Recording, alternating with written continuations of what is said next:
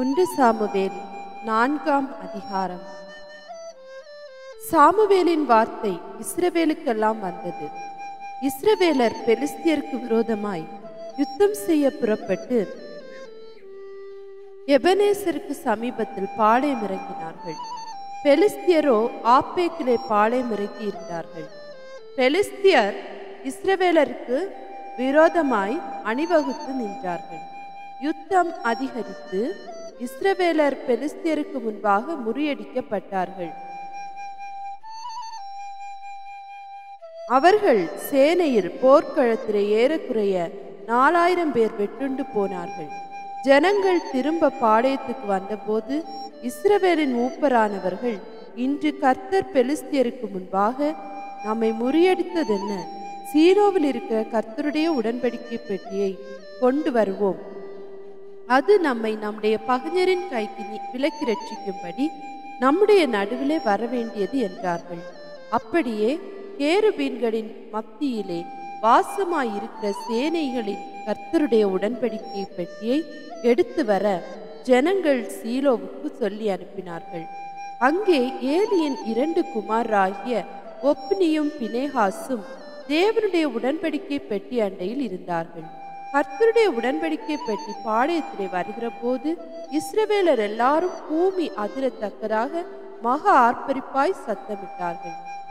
அவர்கள் ஆர்ப்பரிக்கிற சத்தத்தை பெலிஸ்தியர் கேட்டபோது, எபிரேயருடைய பாளையத்தில் இந்த மகா ஆர்ப்பரிப்பின் சத்தம் என்ன என்றார்கள். பின்பு கர்த்தரின் பெட்டி பாளையத்தில் வந்தது என்று அறிந்து கொண்டார்கள்.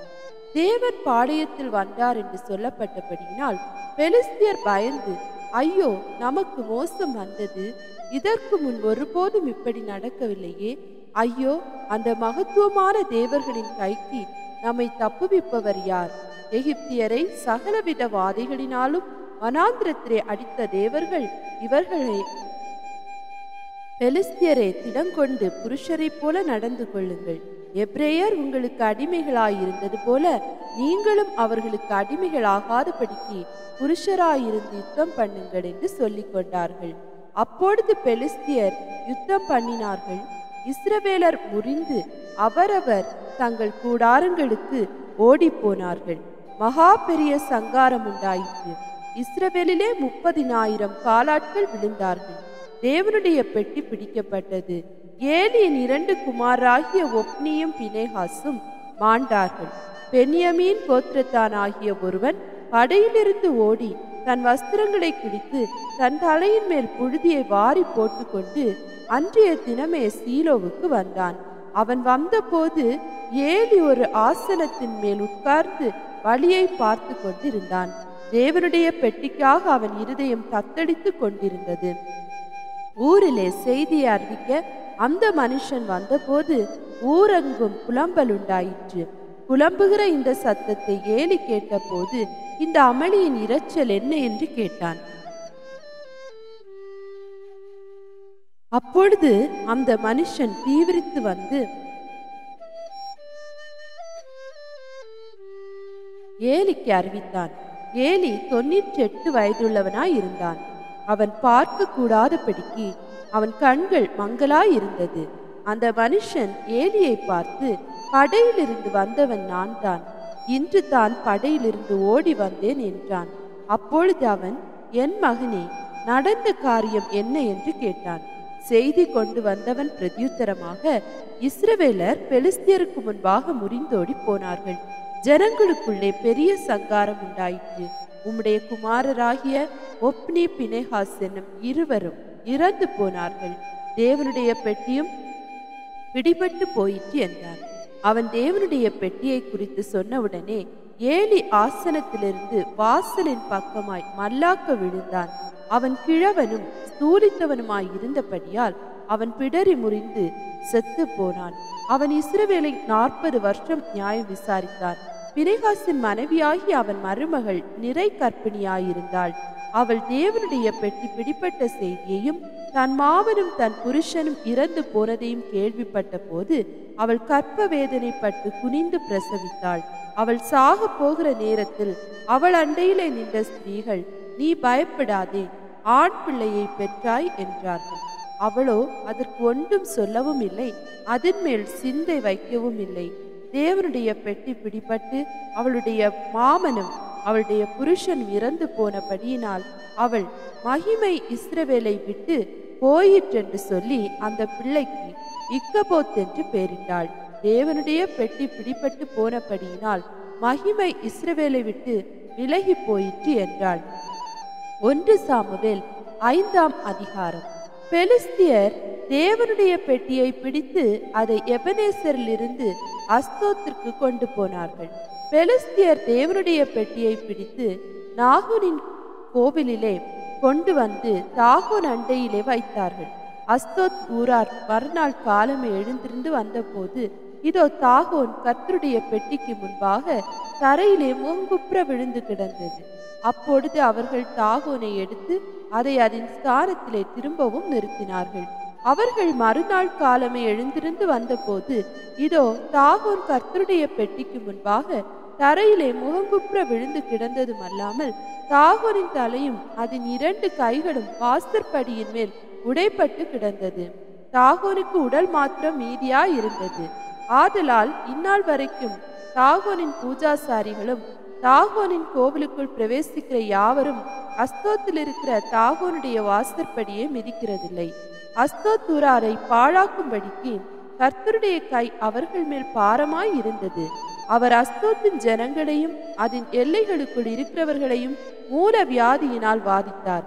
இப்படி நடந்ததை அஸ்தோத்தின் ஜனங்கள் கண்டபோது, இஸ்ரவேலின் தேவனுடைய கை நமது மேலும் நம்முடைய தேவனாகிய தாகோனின் மேலும் கடினமாய் இருக்கிறபடியால் அவருடைய பெட்டி நம்மிடத்தில் இருக்கலாகாது என்று சொல்லி பெலிஸ்தியரின் அதிபதிகளை எல்லாம் அழைப்பித்து தங்கள் அண்டையிலே கூடிவர செய்து, இஸ்ரவேலின் தேவனுடைய பெட்டியை நாம் என்ன செய்ய வேண்டும் என்று கேட்டார்கள். அவர்கள் இஸ்ரவேலின் தேவனுடைய பெட்டியை காத் பட்டணம் மட்டும் எடுத்து சுற்றி கொண்டு போக வேண்டும் என்றார்கள். அப்படியே இஸ்ரவேலின் தேவனுடைய பெட்டியை எடுத்து சுற்றி கொண்டு போனார்கள். அதை எடுத்து சுற்றி கொண்டு போன பின்பு கர்த்தருடைய கை அந்த பட்டணத்தின் மேல் மகா உக்கிரமாக இறங்கிற்று. அந்த பட்டணத்தின் மனுஷருக்குள் சிறியவர் துவக்கி பெரியவர் மட்டும் மூல வியாதியை உண்டாக்கி அவர்களை வியாதித்தார். அதனால் அவர்கள் தேவனுடைய பெட்டியை எக்ரோனுக்கு அனுப்பினார்கள். தேவனுடைய பெட்டி எக்ரோனுக்கு வருகிற போது எக்ரோன் ஊரார் எங்களையும் எங்கள் ஜனங்களையும் கொன்று போட இஸ்ரவேலின் தேவனுடைய பெட்டியை எடுத்து எங்கள் அண்டைக்கு சுற்றி கொண்டு வந்தார்கள் என்று கூக்குரலிட்டார்கள். அவர்கள் பெலிஸ்தியரின் அதிபதிகளை எல்லாம் கூடி வரும்படி அழைத்து, இஸ்ரவேலின் தேவன் எங்களையும் எங்கள் ஜனங்களையும் கொன்று போடாதபடிக்கு அவருடைய பெட்டியை அதன் ஸ்தானத்திற்கு திரும்ப அனுப்பிவிடுங்கள் என்றார்கள். அந்த பட்டணம் எங்கும் சாவு மும்முரமாயிருந்தது. தேவனுடைய கை அங்கே மகாபாரமாயிருந்தது. செத்து போகாதிருந்தவர்கள் மூல வியாதியினால் பாதிக்கப்பட்டதினால் அந்த பட்டணத்தின் கூக்குரல் வார பரியந்தமும் எழும்பிற்று. 1 சாமுவேல் 6ஆம் அதிகாரம். கர்த்தருடைய பெட்டி பெலிஸ்தியரின் தேசத்தில் 7 மாதம் இருந்தது. பின்பு பெலிஸ்தியர் பூஜாசாரிகளையும் குறி சொல்லுகிறவர்களையும் அழைப்பித்து, கர்த்தருடைய பெட்டியை பற்றி நாங்கள் என்ன செய்ய வேண்டும்? அதை நாங்கள் எவ்விதமாய் அதன் ஸ்தானத்திற்கு அனுப்பிவிடலாம் என்று எங்களுக்கு சொல்லுங்கள் என்றார்கள். அதற்கு அவர்கள், இஸ்ரவேலின் தேவனுடைய பெட்டியை நீங்கள் அனுப்பினால் அதை வெறுமையாய் அனுப்பாமல் குற்ற நிவாரண காணிக்கையை எவ்விதத்திலும் அவருக்கு செலுத்த வேண்டும். அப்பொழுது நீங்கள் சொஸ்தம் அடைகிறதும் அல்லாமல் அவருடைய கை உங்களை விடாதிருந்த முகாந்திரம் என்னதென்றும் உங்களுக்கு தெரிய வரும் என்றார்கள். அதற்கு அவர்கள், குற்ற நிவாரண காணிக்கையாக நாங்கள் அவருக்கு எண்ணத்தை செலுத்த வேண்டும் என்று கேட்டதற்கு அவர்கள், உங்கள் எல்லாருக்கும் உங்கள் அதிபதிகளுக்கும் ஒரே வாதை உண்டானபடியால் பெலிஸ்தியருடைய அதிபதிகளின் லெக்கத்திற்கு சரியாக மூலவியாதியின் சாயலானபடி செய்த 5 பொன் சுரூபங்களும் பொன்னால் செய்த 5 சுண்டலிகளும் செலுத்த வேண்டும். ஆகையால் உங்கள் மூலவியாதியின் சாயலான சுரூபங்களையும் உங்கள் தேசத்தை கெடுத்து போட்ட சுண்டலிகளின் சாயலான சுரூபங்களையும் நீங்கள் உண்டு பண்ணி இஸ்ரவேலின் தேவனுக்கு மகிமையை செலுத்துங்கள். அப்பொழுது ஒருவேளை உங்கள் மேலும் உங்கள் தேவர்கள் மேலும் உங்கள் தேசத்தின் மேலும் இறங்கி இருக்கிற அவருடைய கை உங்களை விட்டு விலகும். எகிப்தியரும் பார்வோனும் தங்கள் இருதயத்தை கடினப்படுத்தினது போல நீங்களும் உங்கள் இருதயத்தை கடினப்படுத்துவானேன். அவர்கள் தீங்காய் வாதித்த பின்பு ஜனங்களை அவர்கள் அனுப்பிவிட்டதும் அவர்கள் போய்விட்டதும் இல்லையோ? இப்போதும் நீங்கள் ஒரு புது வண்டில் செய்து நுகம் பூட்டாதிருக்கிற 2 கறவை பசுக்களை பிடித்து அவைகளை வண்டிலே கட்டி அவைகளின் கன்று குட்டிகளை அவைகளுக்கு பின்னாக போக விடாமல் வீட்டிலே கொண்டு வந்து விட்டு பின்பு கர்த்தருடைய பெட்டியை எடுத்து அதை வண்டலின் மேல் வைத்து நீங்கள் குற்ற நிவாரண காணிக்கையாக அவருக்கு செலுத்தும் பொன் உருப்படிகளை அதன் பக்கத்தில் ஒரு சிறிய பெட்டியிலே வைத்து அதை அனுப்பிவிடுங்கள். அப்பொழுது பாருங்கள், அது தன் எல்லைக்கு போகிற வழியாய் பெட்சிமேசுக்கு போனால் இந்த பெரிய தீங்கை நமக்கு செய்தவர் அவர்தாமே என்று அறியலாம். போகாதிருந்தால் அவருடைய கை நம்மை தொடாமல் அது தற்செயலாய் நமக்கு நேரிட்டது என்று அறிந்து கொள்ளலாம் என்றார்கள். அந்த மனுஷர் அப்படியே செய்து 2 கறவை பசுக்களை கொண்டு வந்து அவைகளை வண்டிலே கட்டி அவைகளின் கன்று குட்டிகளை வீட்டிலே அடைத்து வைத்து கர்த்தருடைய பெட்டியையும் பொன்னால் செய்த சுண்டலிகளும் தங்கள் மூல வியாதியின் சாயலான சுரூபங்களும் வைத்திருக்கிற சிறிய பெட்டியையும் அந்த வண்டிலின் மேல் வைத்தார்கள். அப்பொழுது அந்த பசுக்கள் பெட்சிமேசுக்கு போகிற வழியிலே செவ்வையாய் போய் வலது இடது பக்கமாய் விலகாமல் பெரும் பாதையான நேர் வழியாக கூப்பிட்டு கொண்டே நடந்தது. பெலிஸ்தியரின் அதிபதிகள் பெட்சிமேசின் எல்லை மட்டும் அவைகளின் பிறகே போனார்கள். பெட்சிமேசின் மனுஷர் பள்ளத்தாக்கிலே கோதுமை அறுத்து கொண்டிருந்தார்கள். அவர்கள் தங்கள் கண்களை ஏறெடுக்கும் போது பெட்டியை கண்டு அதை கண்டதினால் சந்தோஷப்பட்டார்கள். அந்த வண்டில் பெட்சிமேஸ் ஊரான் ஆகிய யோசுவாவின் வயலில் வந்து அங்கே நின்றது. அங்கே ஒரு பெரிய கல் இருந்தது. அப்பொழுது வண்டிலின் மரங்களை பிளந்து பசுக்களை கர்த்தருக்கு சர்வாங்க தகன பலியாக செலுத்தினார்கள்.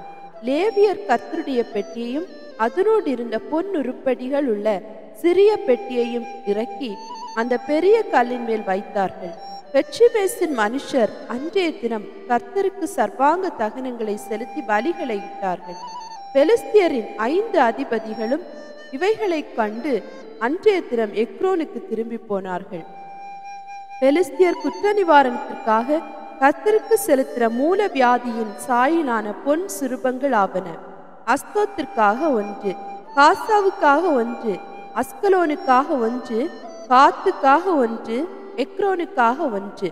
பொன்னால் செய்த சுண்டலிகளோ வென்றால் அரணான பட்டணங்கள் துவக்கி நாட்டில் உள்ள கிராமங்கள் மட்டும் கர்த்தருடைய பெட்டியை வைத்த பெரிய கல் இருக்கிற ஆபேல் மட்டும் 5 அதிபதிகளுக்கும் ஆதீனமாயிருக்கிற பெலிஸ்தியருடைய சகல ஊர்களின் லெக்கத்திற்கும் சரியாயிருந்தது. அந்த கல் இந்நாள் வரைக்கும் பெட்சிமேஸ் ஊரான் ஆகிய யோசுவாவின் வயலில் இருக்கிறது.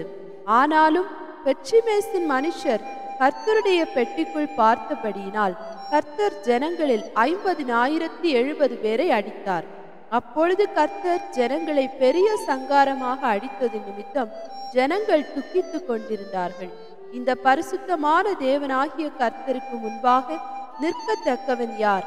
பெட்டி நம்மிடத்திலிருந்து யாரிடத்துக்கு போகும் என்று பெட்சிமேசின் மனுஷர் சொல்லி கீரியாத் யாரீமின் குடிகளுக்கு ஆட்களை அனுப்பி பெலிஸ்தியர் கர்த்தருடைய பெட்டியை திரும்ப அனுப்பினார்கள்.